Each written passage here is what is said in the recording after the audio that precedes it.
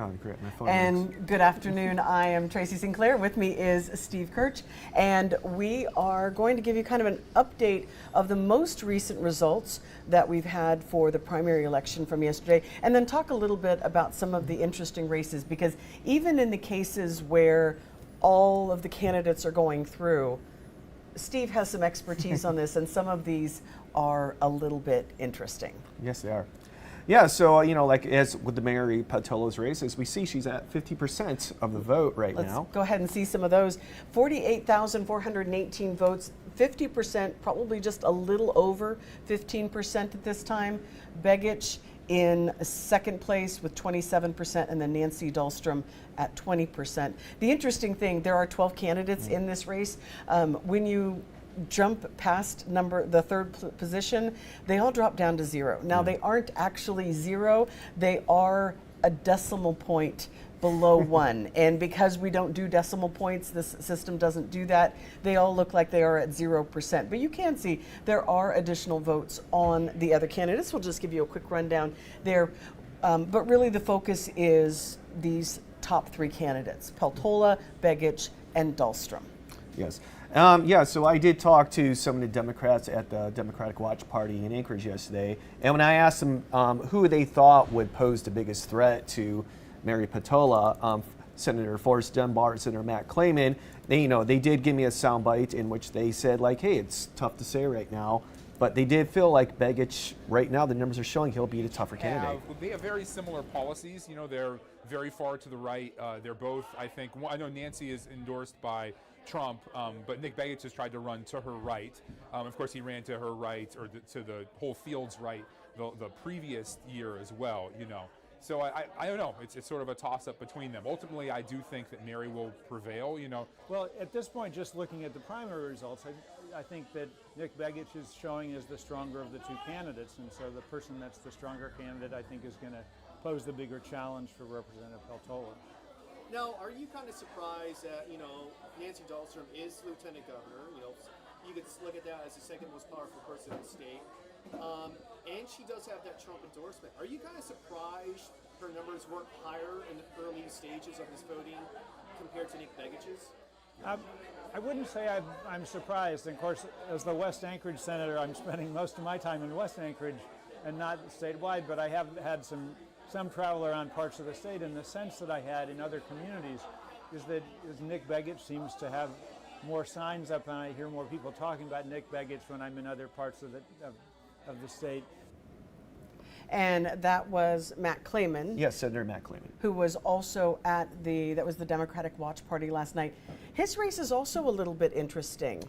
Yeah, he's running against Representative Tom McKay, who vacated his seat to run against Senator Clayman. I did ask Senator Clayman if he is concerned, like with some of these Senate races where House representatives who were part of the House majority, and the House majority is a more conservative-leaning part of the state legislature compared to the Senate majority, which is bipartisan, and some people, as we saw in the Eagle River race, see that Senate majority as more progressive-leaning.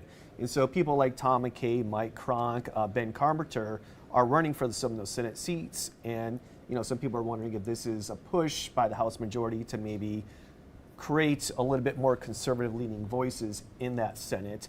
Senator Clayman, as far as Senator Dunbar said, it's too early to say right now, whether or not that's a play or this is brinksmanship, so to say, in politics. But, these are more conservative-leaning voices going against Senate majority voices who some see as more progressive-leaning. And so at this time, as of the latest update, which was about 12:45 this morning, so most of the precincts are done reporting. We do have a few that are still outlying. But at this point, Matt Clayman has 59%. Again, he is the Democrat and the incumbent. Tom McKay is a Republican challenger with 20%, and Liz Vasquez, also a Republican challenger, coming in at 19%. Another one of those races that we're seeing that is this race with Mike Cronk.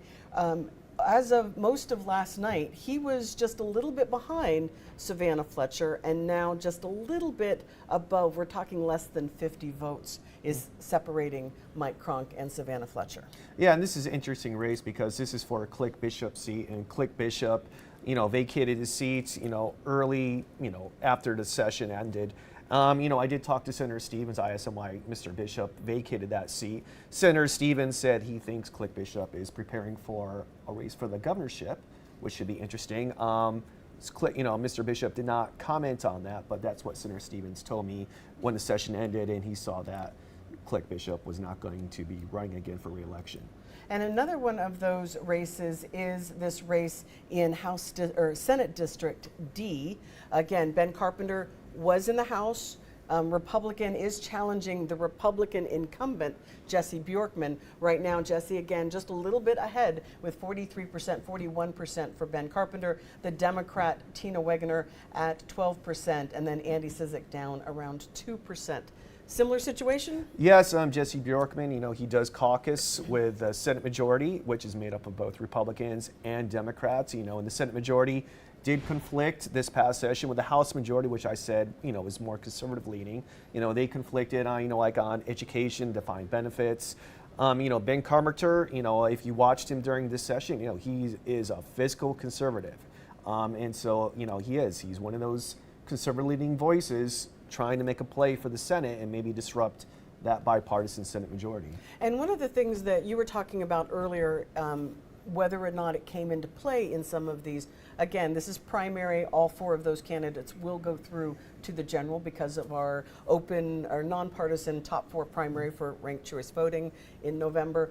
But what you had said was a question about overriding the governor's veto.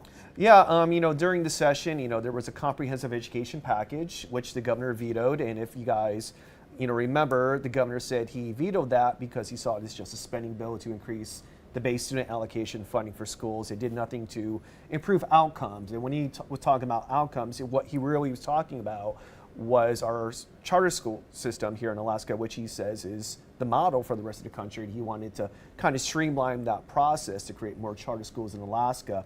And that became a conflicting point between the Senate majority and the House majority.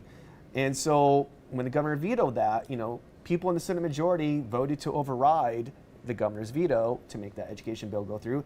House majority members, when that came up, a lot of them voted to support the governor's veto. So that was a very conflicting play. What we're seeing in some of these Senate races is someone in the House majority who voted with the governor are going against somebody who voted to override the governor's veto. So we'll see how this plays out. Okay, so that could possibly have been a factor in one of the, and why some of these House Republicans are trying to move into the Senate. One of the other races that we've been tracking pretty closely, because it is one of only three that had more than four candidates in it, so not all of the candidates will go through, and that is House District 36. Brandon Kowalski, Democrat, leading right now at 34%. Rebecca Schwenke, I believe is how you say her last name, is at second with 19%. Cole Snodgrass, also a Republican. Pamela Good, a Republican, both at 14%. And then the final two, Dana Mock and James Field, are at 11 and 6% respectively. Now, only four of these will go through.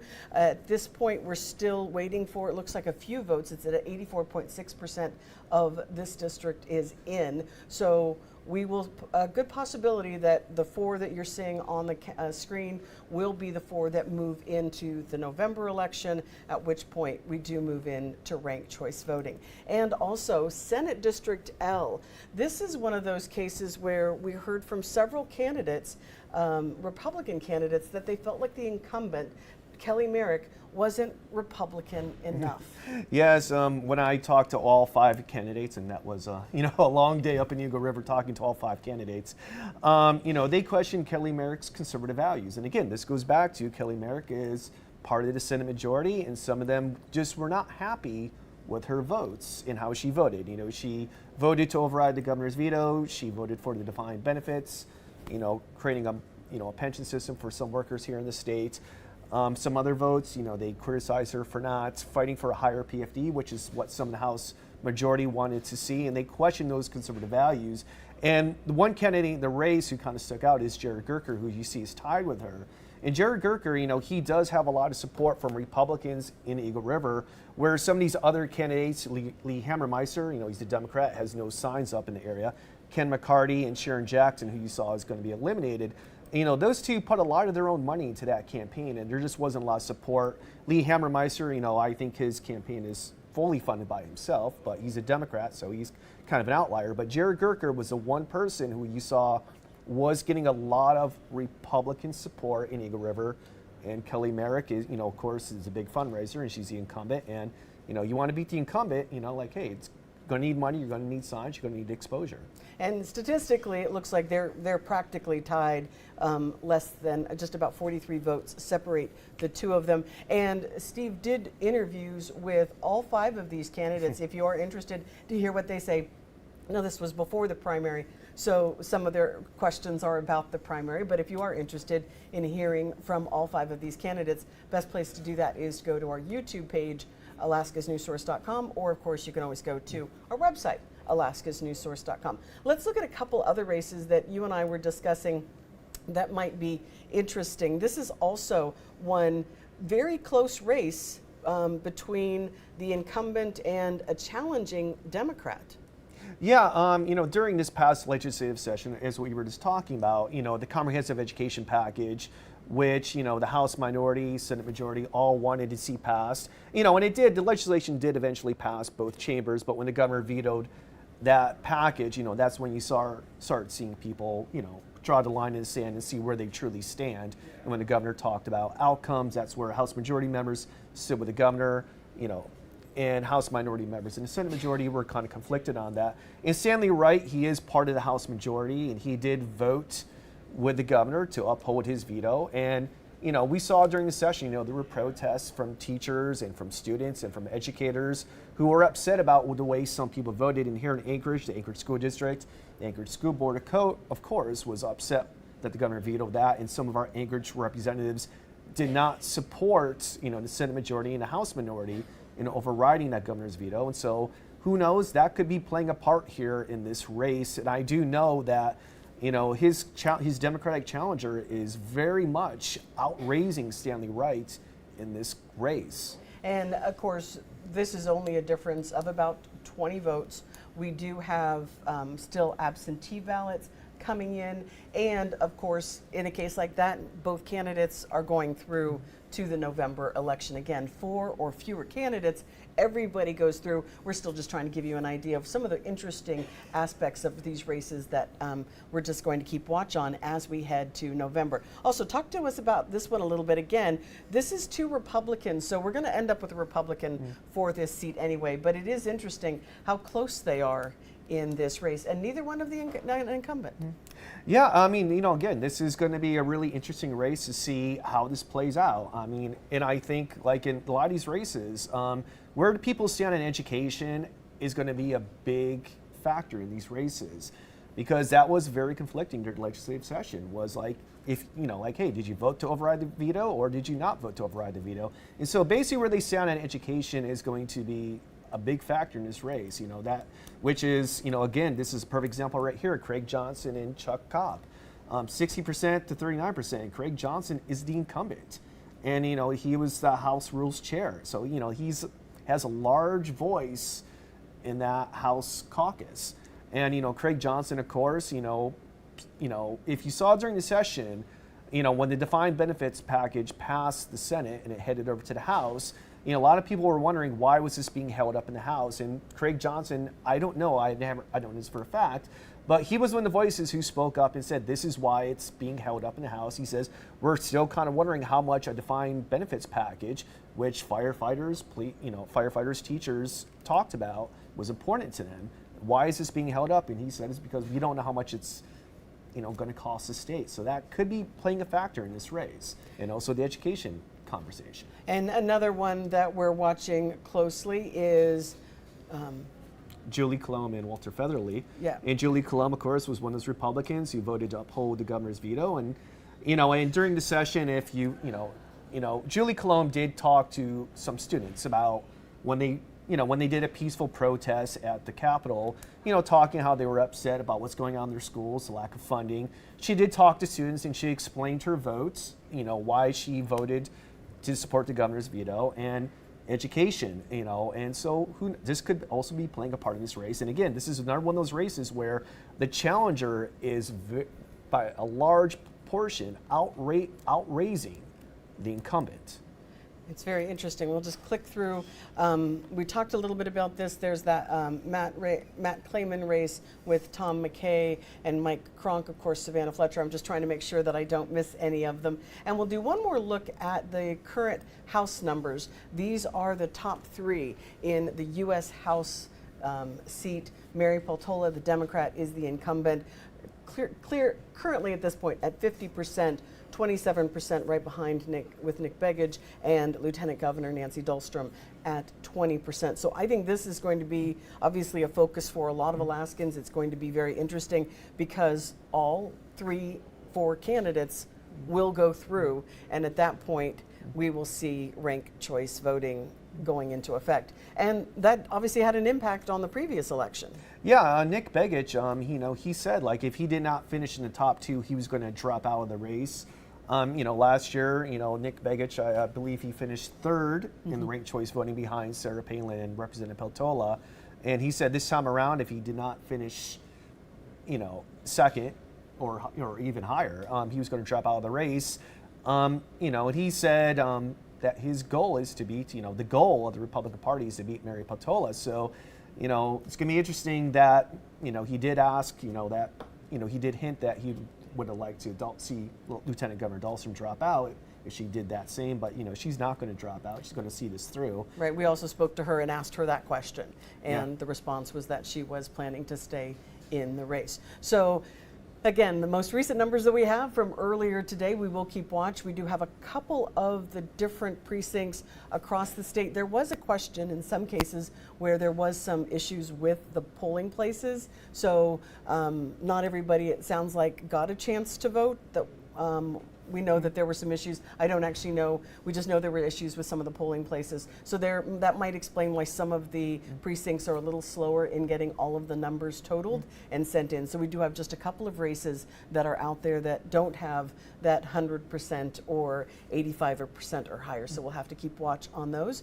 Any other words of wisdom before we let everybody go back to their lives? This is going to be interesting to see if some of these incumbents, specifically here in Anchorage, like Sammy Wright, Craig Johnson, Julie Colomb, those people who voted against, overriding the governor's veto, because before the session ended, some of the, Democrats here in Anchorage, told people, if you're upset, go out and vote. And maybe that's what we're seeing right now, is people are kind of like telling these lawmakers, we're not happy with the way that you vote, and that we want you to vote for, either Anchorage or Fairbanks or Wasilla, and not vote for the party, because you represent your constituents. So that might be playing a part in this. And I did hear some people saying that. Like Kelly Merrick said, she goes, I don't vote for a party. She goes, I vote for my constituents in Eagle River. She goes, that's how I judge my votes. What people want me to do, that's how I vote. I don't vote the way a party is telling me to vote. So maybe that's what we're seeing here. Well, it will be interesting, and we will keep track of it as we go through, and we're headed toward the November election. Again, the only 3 races that we have that are technically contested are the U.S. House, Senate, or House Seat 36 and Senate Seat L. So those ones we're still waiting for final vote counts. Everybody else is going through, and we're going to keep watch. So stay with us here on Alaska's News Source. Of course, you can find all the latest updates on alaskasnewssource.com. Have yourself a great day.